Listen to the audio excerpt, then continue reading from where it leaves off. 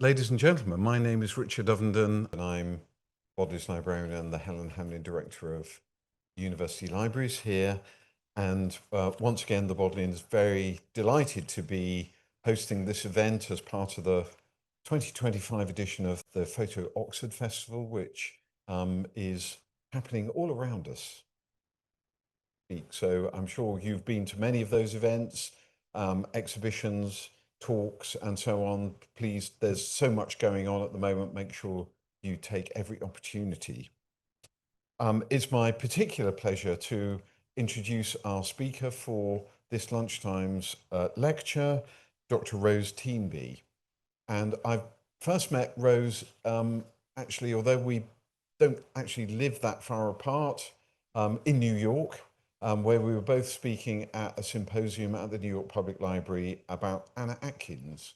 And I was hugely impressed by the quality of her research, the depth of her knowledge about early photography, and in particular about women photographers, which she is becoming a recognized authority. In fact, she's just completed her doctoral work at De Montfort University in the photographic history department there, supervised by Kelly Wilder, on a pioneering legacy, early women photographers of Great Britain and Ireland, 1839 to 61. And much of her other published work, of which is a growing corpus of material, is focused on women photographers, and particularly early women photographers, including in the latest edition of Thames and Hudson's World History of Women Photographers. She has established her reputation in this field through participating in previous editions of Photography Oxford, speaking for the National Portrait Gallery, for the BBC's Britain in Focus. She's an Associate Fellow of the Royal Historical Society and of the Royal Photographic Society. And she continues to do important research on this field. She's got many strands of that going at the moment, and we're going to hear one of those strands today, which conveniently brings the Bodleian and Rose's research expertise together in the form of studying part of the personal archive of William Henry Fox Talbot that we have here in the Bodleian, in part at least. Her research focus on material falls underneath where we're sitting, ladies and gentlemen, and which we acquired in 2014. So please join me in, and not just those of you here in the Sir Victor Blank Lecture Theatre, but those of many more of you online. You're most welcome to join us, but please join me in welcoming Rose Teanby.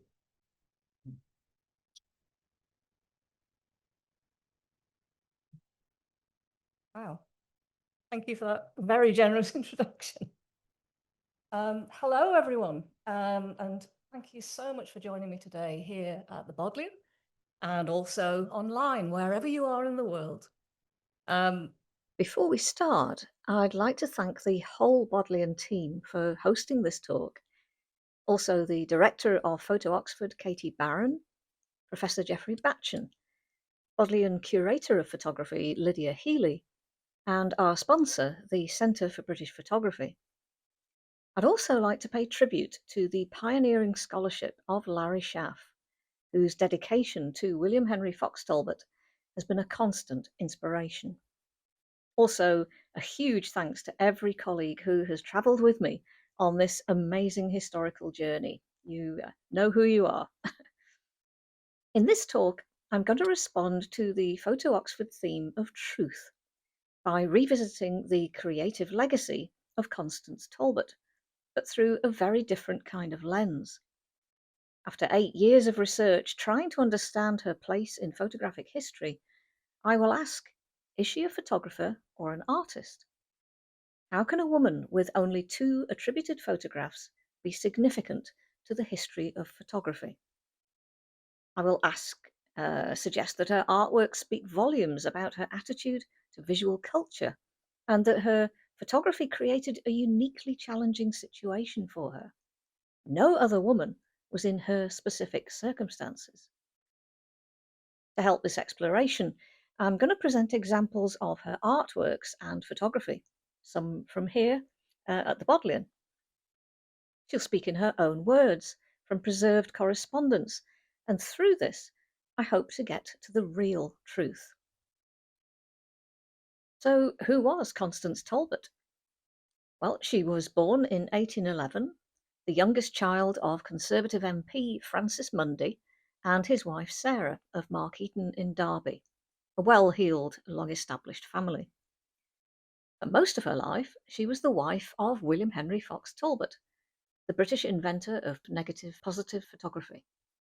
They married in 1832 when Constance was 21 and then lived at Lacock Abbey in Wiltshire, where they had 4 children. From 1839 onwards, Constance also became Henry's assistant in early photography, which has given her a complicated status within photographic history. I've been studying and writing about Constance for quite a few years, and like many wives of that era, she's not very historically visible. Her life ran parallel with one of the most restrictive eras for married women, all women losing the right to vote in 1832.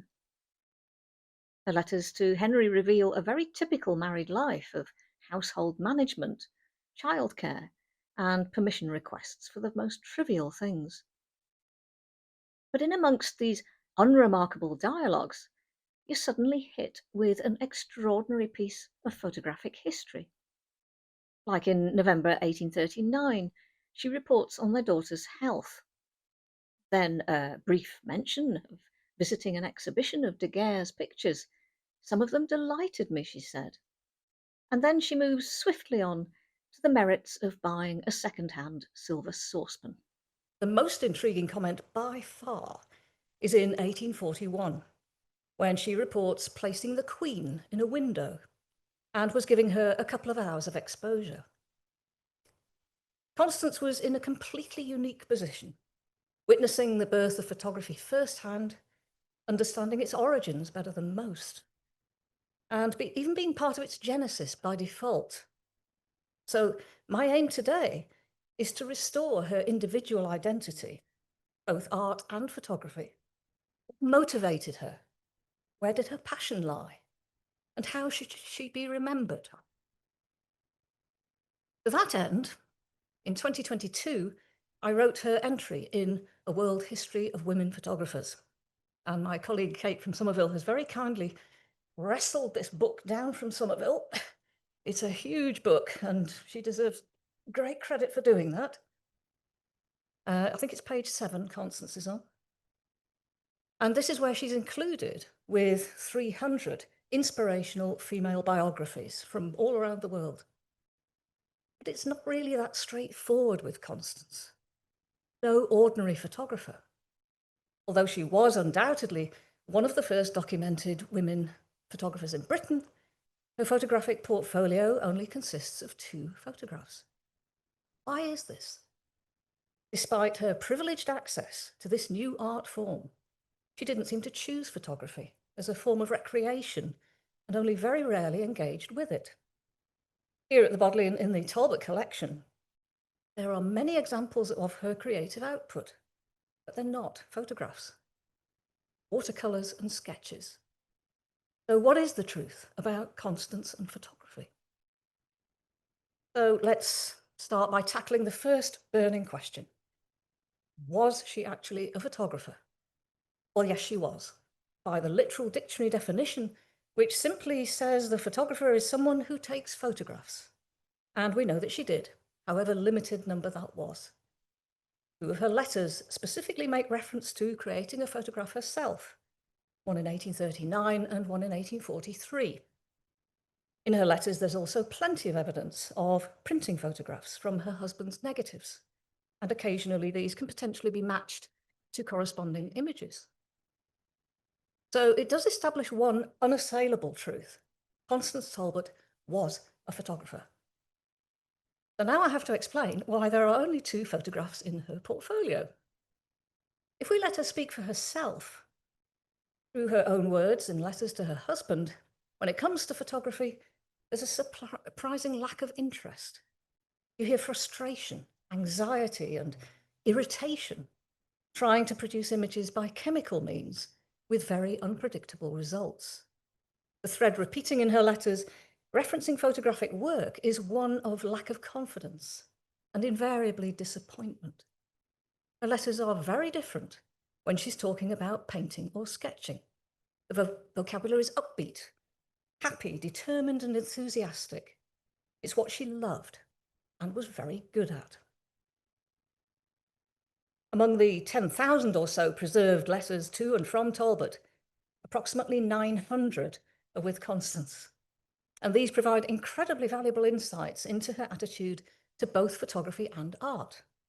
And I highly recommend the fantastic online correspondence of William Henry Fox Talbot. These letters are a first-person, self-authored source of information that hasn't been posthumously edited for publication or written retrospectively long after an event. They're neither selective nor discriminatory towards a particular version of events. The letters reveal a deep love of creating art, her ongoing commitment to improving and critiquing her own artworks, and her encouragement of the Talbot children to sketch and draw.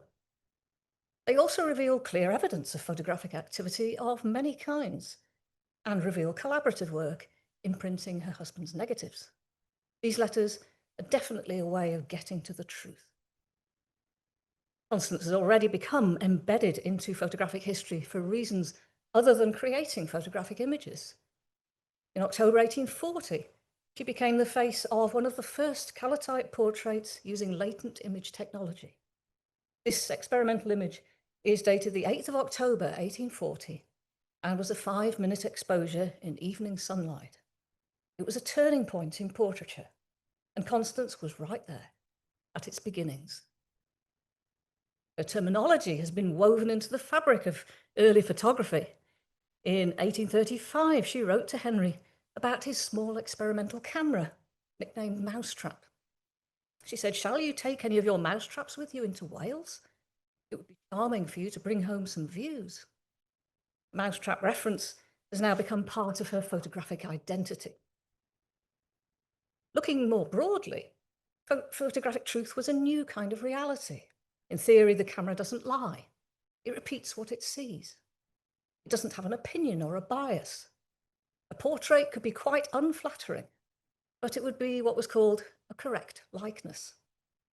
In photography's early days, it couldn't reshape its subject, recompose a view, eliminate blemishes from the face, or completely invent a scene from your own imagination. Although it was a miraculous invention, it couldn't produce this view of Chester, because that would be impossible. This was painted by Constance, as we can see from her initials in the bottom left-hand corner, and it's placing it after 1832, and it shows two well-known buildings of Chester. Here's an earlier version by a slightly different angle by an unidentified artist. But this picture couldn't have been painted in 1832 or after, because Chester archives informed me that by this time, both of these buildings didn't exist. This is the epitome of artistic license, and photography couldn't replicate that pure expression of imagination. So rather than repeat an existing view, maybe Constance wanted the unrestricted freedom to create a kind of pictorial untruth. A month before their wedding, Henry wrote to his half-sister Horatia describing his wife-to-be. He said, "She draws very nicely," and quite interestingly went on to comment that she was short-sighted. She could indeed draw very nicely and paint very nicely. She could capture a rendition of the human face or the body, like these artworks from the very rare Mundy family album here at the Bodleian in the collection show. There's real skill in evidence here. She didn't need the world rendered in photographic monochrome. She could do that herself by painting in a limited colour palette like this view of Greta Bank in 1854. It's a very photographic looking image, I think, with its tones of sepia and grey, but it's not a photograph. Why not? You could paint using a variety of colours, even while travelling abroad. In 1833, the Talbot family companion Amelina Petit de Billiers travelled across Europe with Constance and Henry and kept a diary. In Switzerland, she said, "Mrs. Talbot and I drew a view which included the bell tower of this church rising from a group of houses, the mountains beyond. Mrs. T coloured hers." And this is Bern from 1833. So Constance clearly wanted control, selectivity, and the ability to ignite her own imagination. Art gave her all of those. My title describes Constance as a lifelong artist, and her references to sketching go well into the 1870s. She took instruction in sketching and watercolour throughout her life, inviting critique from artists along the way. She appeared to enjoy the interaction with like-minded individuals and seemed committed to continual development of her artistic skills. After her move to Lacock Abbey, she took instruction from artist George Montgomery. And in 1834, she commented to her husband, "Yesterday I submitted my poor sketches to Mr. Montgomery's criticism. He encourages me to proceed, and I hope will give me a little advice about correcting the most glaring defects. He makes the most charitable allowances for them in consideration of all my difficulties." This is one of those sketches, a chapel at Marino near Grottoferrato, copied from Mr. Montgomery. How do we know that this is an accurate copy? Well, fortunately, the original drawing by Montgomery is also in the Bodleian Talbot collection, and it provides the best possible evidence of Constance's skill in artistic transcription. I think you'll agree it's incredibly close. I actually thought it was the same image sent through twice when Lydia sent it to me. So we can now assume that Constance's copies of other artworks would have been equally accurate. And this opens up the potential to analyse a very important series of drawings by her held at the other Talbot collection at the British Library. They hold 17 drawings by Constance, views copied from a drawing master called Mr. Bourne prior to 1832. I think this is James Bourne, who was a known artist, reportedly spending his summers as a drawing master giving instruction to aristocratic families. I'm happy to be corrected if there is another Mr. Bourne that fits the bill. Although we don't know exactly when she copied these drawings, they represent a major crossroads in her life. These drawings are all of Markeaton and Mackworth, views of her family home and the immediate vicinity, the only home she'd known up to the age of 21. If, as Simon Sharma reminds us, art begins with resistance to loss, these drawings are, in essence, a reminder of meaningful places at a time of upheaval and distant relocation. Drawings show that Constance was a very able pupil of Mr. Bourne, and these drawings are accurate and truthful because I can compare them to the real thing. Unfortunately, I can't compare this one. This is the view from one of her home's front windows, but unfortunately the family home at Markeaton Hall was demolished in the 1960s. This view now has more trees and Derby University campus in the distance. This is how her home looked in 1831, drawn a few years earlier by John Preston Neal. I think this is the window that view was from. This is the entrance to the stable yard, which is now a craft centre and hardly changed.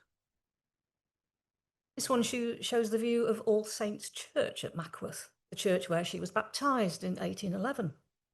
She would have attended services here every Sunday, so this was a very significant place linked to her family home about a mile away. Unfortunately, this church had a huge fire in 2020 and is slowly being restored. So rather ironically, Constance's sketch is arguably more truthful than its current state of repair. Some sketches are quite intriguing, like this view of a castle gatehouse in a country lane. In fact, it's a Grade 1 listed gatehouse to Mackworth Castle, which was probably a fortified manor house, still relatively unchanged, except for the telegraph poles and cars. This one isn't a copy. This is a Constance original, and it shows the mill bridge at Markeaton. Very different now, with the mill long gone, but the stone bridge remains defiantly. These drawings undoubtedly prove that she was a talented artist, keen to practice by copying the work of a drawing master. But these images also depict inevitable separation and connecting her past and future through her ever-present faithful companion of art. I believe this is one reason why she continued to embrace art throughout her life.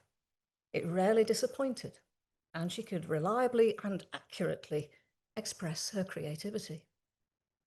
And on a personal note, it's here that I first encountered Constance about 27 years ago.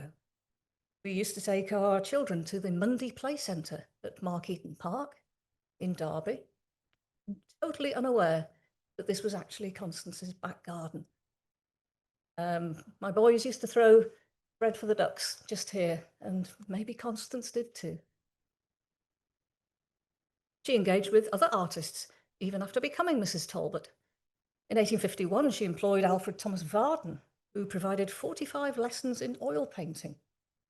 3 years later, she proposed to host a drawing morning with a Mr. Shakespeare, who, I quote, has a great taste for sketching. But all of this was at a critically important time in photographic history, with the formation of the Photographic Society of London, now the Royal Photographic Society. They stated, ladies shall be eligible for membership. So why didn't she join? She is conspicuously absent from a large community of enthusiastic women amateur photographers. Talbot's cousin, Emma Llewellyn, embraced photography. In 1856, Emma wrote to Talbot saying, "Your delightful art thrives here in full vigour, and I wish you could see how much pleasure it daily gives us all." In Scotland, Constance made the acquaintance of early photographer Mrs. Henrietta Ross. Talbot's daughter Rosamond reported back to her father about Mrs. Ross. And she and her husband have quite a passion for photography. She said to Mamma that they were so grateful to Mr. Talbot for his invention, as it was the delight of their existence. Talbot's cousin, Lady Caroline Kerrison, became one of the first members of the Photographic Society, joined by her cousin, Lady Galway, whose home contained a new photographical room. This is possibly Lady Kerrison, taken by Emma Llewellyn's husband, John Dilwyn Llewellyn, and so quite possibly printed by Emma. But Constance appeared content to continue capturing memories in watercolour or graphite pencil. But we're really getting ahead of ourselves a bit here. Henry and Constance married in 1832, 7 years before his announcement of photogenic drawing. Henry bought this daguerreotype of All Souls Church in London in 1839, maybe not for its unusual circular architecture, but because this was where he married Constance. After a long delay, they travelled across Europe, arriving at Lake Como in October 1833. They both sketched the view from Villa Melzi, and Talbot used the camera lucida as an optical aid. But by his own admission in The Pencil of Nature, he said, "For when the eye was removed from the prison in which all looked beautiful, the faithless pencil had only left traces on the paper, melancholy to behold." But this melancholy result provided the impetus to create an image by scientific means and experiments with silver chloride and sunlight. The picture should have looked like this very accomplished sketch from a similar viewpoint by Lady Louisa Elcho. This was sketched by Lady Elcho in 1844, so only a decade or so after Mr. and Mrs. Talbot. It has all the evidence of perspective, shading, depth, detail, and abundant evidence of artistic skill. And I must sincerely thank the 13th Earl of Wemyss and March for his very kind permission to show this incredible sketch today. Constance's view in the Bodleian collection shows careful composition, a selective rather than comprehensive reproduction. And it's very much not melancholy to behold. And for the avoidance of doubt, this is the same view, almost exactly the same viewpoint, taken in 2015. I think it might have been a preparatory sketch for this one held in the Talbot collection at the British Library. A few days earlier, Talbot's mother, Lady Elizabeth Fielding, had written to her son saying, "I hope Constance has sketched a great deal and that you give her time for it, as circumstances often occur to prevent people doing the same tour again. It would be a pity not to take as many sketches this time as she possibly can." If this famous excursion to Lake Como did provide an impetus to create a drawing by scientific means, then surely that would be good for both of them, both now happily able to capture a memory independently. If that was the case, yes. But as a wife, Constance had an obligation to assist her husband, and his invention of photogenic drawing meant her sleeves were inevitably rolled up, handling a camera and coating paper with salt and silver nitrate. For Constance, this meant travelling into unfamiliar creative territory without a map.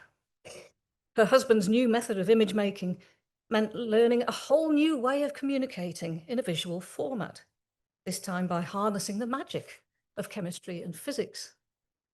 But the situation introduces quite complicated relationship dynamics as well. A husband highly accomplished in everything he does, but by his own admission, not able to draw very well. His wife could. It gets very interesting when sketches or watercolours actually predate photography, and an entirely truthful rendition is the main point of producing the artwork.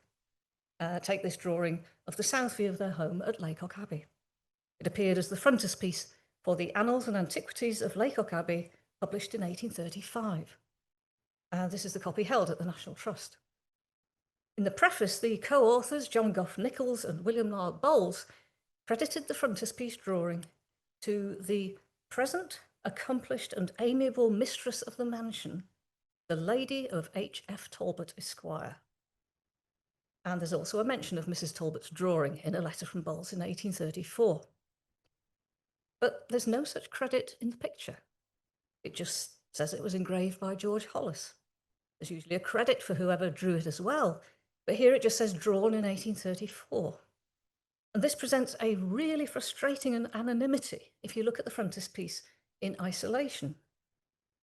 Here's another Hollis engraving of a rather familiar building. And here it's clearly drawn by J.C. Buckler. But a lack of identifying Constance makes a kind of historical sense. At this time, married women had no independent legal identity, which could explain the lack of acknowledgement. It's just the way things were.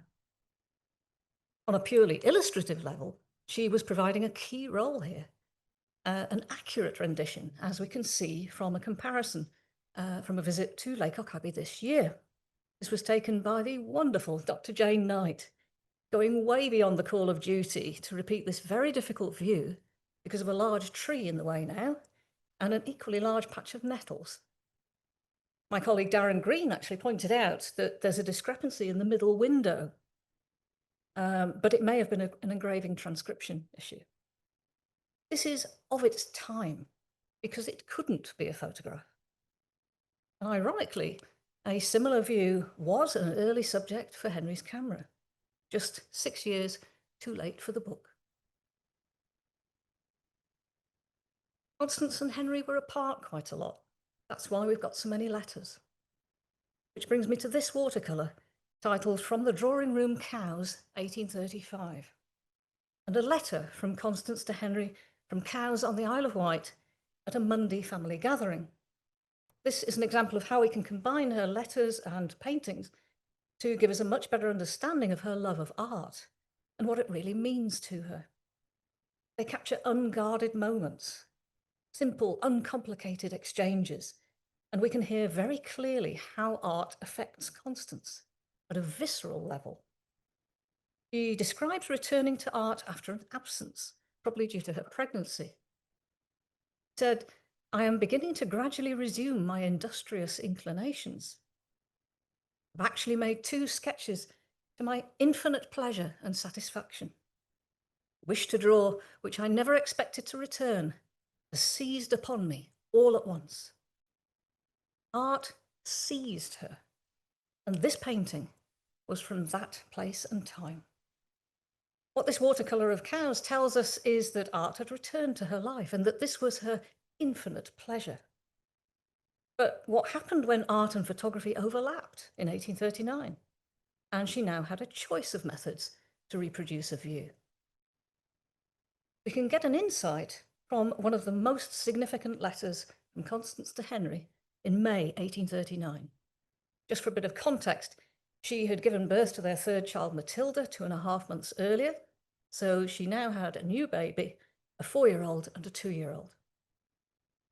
The 21st of May, 1839, she wrote to her husband about attempting photography. She said, "I have been labouring hard at the photographs without much success. For though some of the pictures were pretty good, I spoilt them afterwards with the iodine."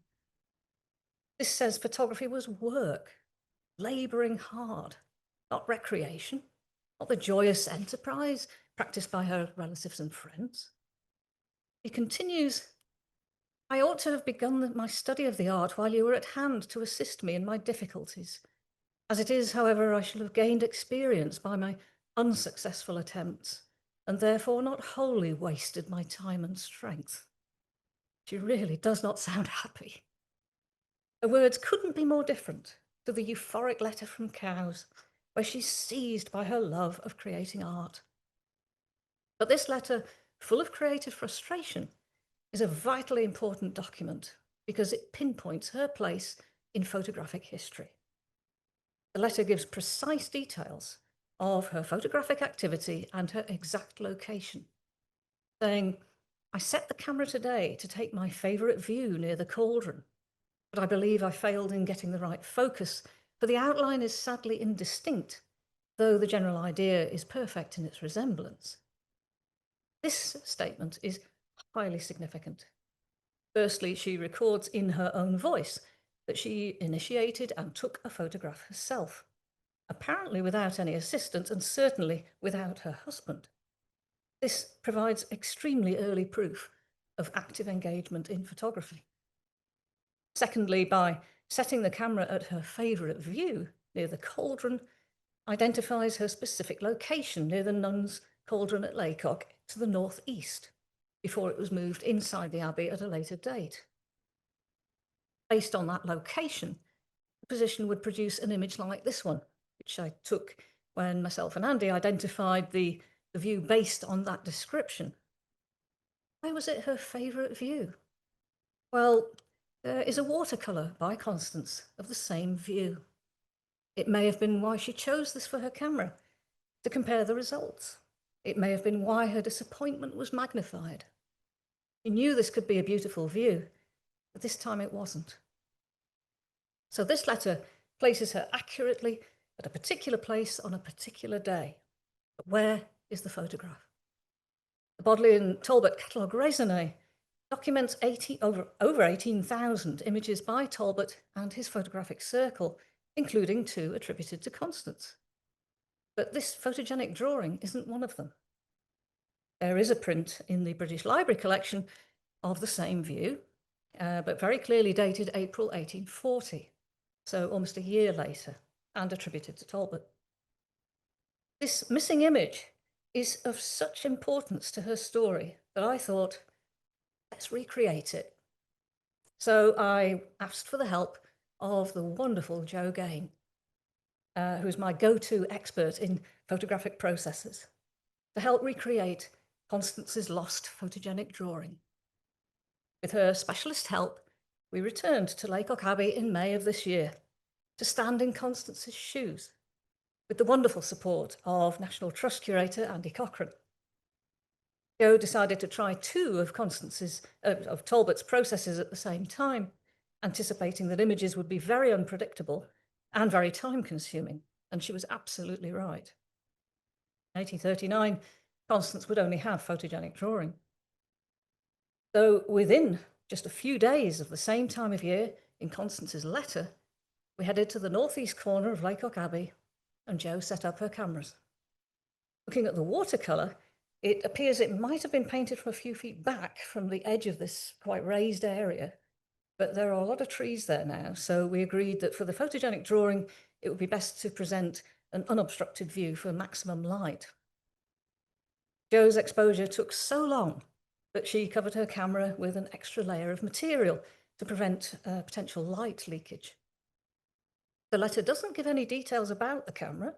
She didn't use the terminology mousetrap, so we assumed that it would be consistent with other early images taken outdoors by photogenic drawing. Very blurry view of the ground glass screen. And Jo used good quality paper coated with sodium chloride that was then freshly coated with silver nitrate to form silver chloride, and the eventual image was fixed. So this exercise highlighted some potential problems for Constance. Did she stay with the camera for the entire duration of the exposure to make sure it didn't move in a gust of wind, because it was actually quite an exposed spot? In sunny weather, on a clear day, Jo's exposure was a staggering 3 hours and 40 minutes. Bearing in mind that Constance was also a mother with 2 young children and a new baby, even with servants to help, I think they're valid considerations and may have contributed to her lack of enthusiasm. Constance commented that her outline was sadly indistinct and blamed that on her incorrect focusing. But Jo found that outlines become indistinct due to such a long exposure, creating moving shadows over 3 hours and 40 minutes. So this is the salt printed recreation. Same process on almost exactly the same day of the year, same location, just 186 years apart. Thank you, Jo.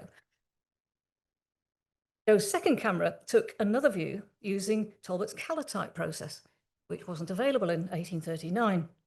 And this was the result: a lot clearer, sharper image, not sadly indistinct, and in a fraction of the time. So after a very memorable day at Lacock, we agreed that spending hours trying to produce usable fixed photographs would be very challenging for Constance. Watercolour might even have been quicker. But what this whole exercise has demonstrated beyond any doubt is that it was very hard work, even for a highly skilled 21st century photographer, let alone a Victorian novice. So I think this goes some way to explaining Constance's lack of engagement with the camera as a means of image making. And Jo has very kindly brought her notebooks if anybody would like to have a chat afterwards. We've already established that some photographs were printed by Constance. She refers to these as photographs she has made rather than taken.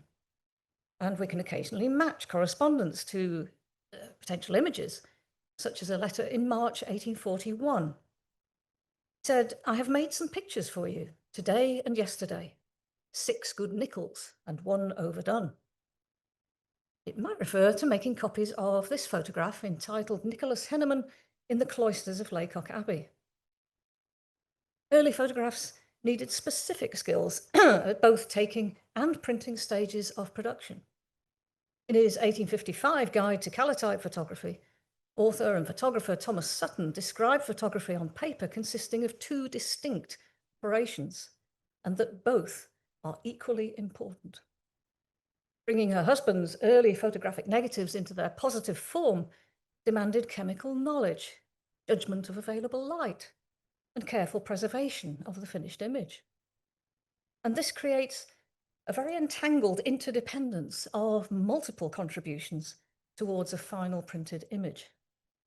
Just adding together her numerous references to printing her husband's negatives in letters between 1839 and 41, the total comes to at least 34 printed by Constance. Both Constance and Henry had a real love of nature in all its glory. Perhaps that's why Constance was elected a Fellow of the Royal Horticultural Society in 1880. Both produced images of flowers, but their methods produced very different results. Constance seemed particularly fond of creating floral art. In 1834, she wrote to Henry saying, "My group of flowers on canvas grows wonderfully." With photogenic drawing, Talbot introduced a new way of looking at botanical subjects, as specimens compressed between glass and photosensitive paper. A new kind of truthful light, correct in size, shape, and minute translucent intricacy, almost forensically detailed. A specimen stripped back to tones and shapes, a negative silhouette of an isolated plant, and capable of great beauty. Constance also created a botanical subject floating in negative space, but in vibrant colour. This assembly takes on the look of a botanical study in its presentation of 3 different plants at various stages of growth. They aren't labelled, but my colleague John Hunnex at the Natural History Museum identified these as the genus Rosa, Malus or flowering apple blossom, and a hanging inflorescence of Berberis. Hope I've got that right. Talbot soon used his new invention to photograph a double-page spread from the 1843 edition of Edwards' Botanical Register with a description of Campanula by John Lindley and its accompanying watercolour by Sarah Ann Drake. The original photograph is in the online catalogue Raisonné if you want to see it. Ironically, Constance also painted a watercolour of Campanula from Lacock Abbey. It's accurate and delicately coloured, and if we zoom in, you can see a high level of attention to detail here. The flowers of Lacock painted by Constance were rarely exotic. Her paintings are accurate illustrations, and despite being the work of a talented amateur, and there are many, many more, would look very different in an 1840s photographic monochrome. Of course, artificial colour could be applied by hand to a photograph. Here's an example. If we take the well-known woodcutter's photograph from the Bodleian Talbot collection and the hand-coloured version from the British Library collection. So was the issue of colour, or its absence, at the root of Constance's reluctance to engage with photography? So we finally come to Constance's photograph of the last rose of summer. Not a photograph, but not a photograph of a rose, but of a typeset poem. Barry Schaff described it as a clearly documented photographic effort done by Constance Talbot and mentioned in a letter to her husband on the 1st of December, 1843. She reported that she had composed a little frame with the first 4 lines of the last rose of summer and is now waiting for brighter weather. This is the actual letter. The lines were from a poem by their friend, Irish poet Thomas Moore. The negative from the British Library collection, and they've very kindly given me permission to show the image laterally reversed so you can see the intended use for the photograph more clearly. But why would she photograph a typeset poem? I think it might be for a couple of reasons. Firstly, in June of the same year, Talbot issued another patent, and it was enrolled on December the 1st, the same day as Constance's letter.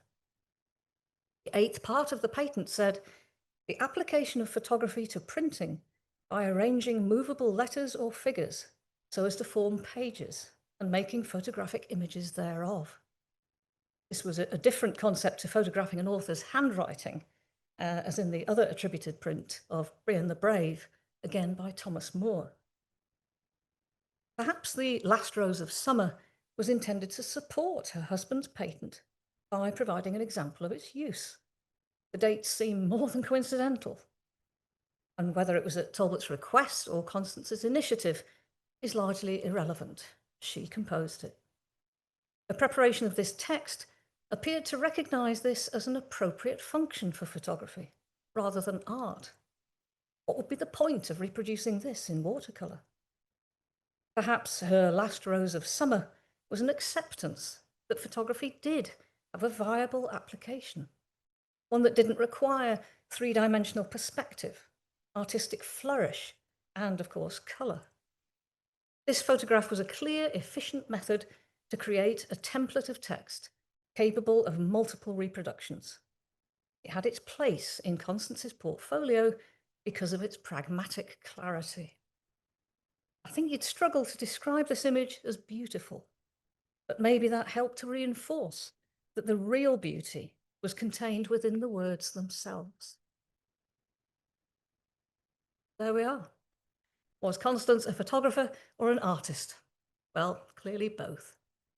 These albums of watercolours and drawings have revealed quite a complex story of conflicted loyalties in image making.